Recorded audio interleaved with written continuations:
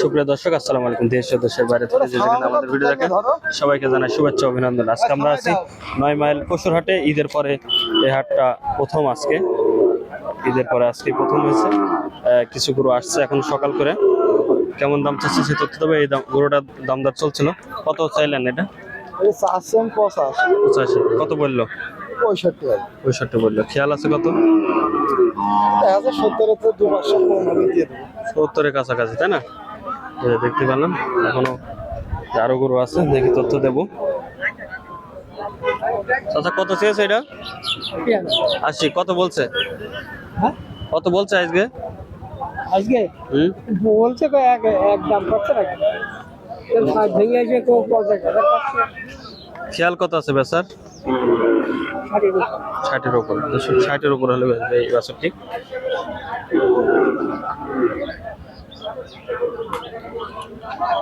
ষাটের উপর কি 2-1000?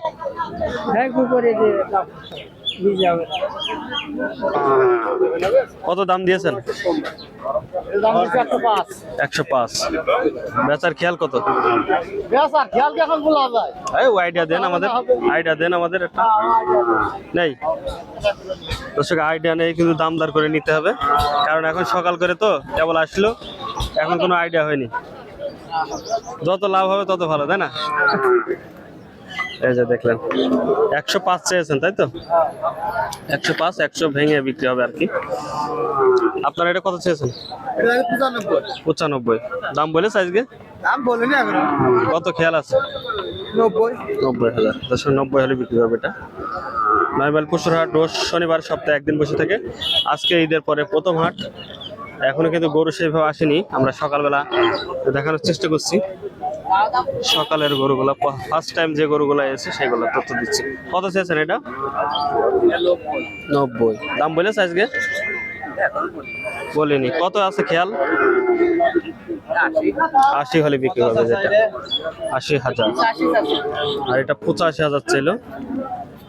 দেখি খরিদ্দার আছে কত দাম বলে।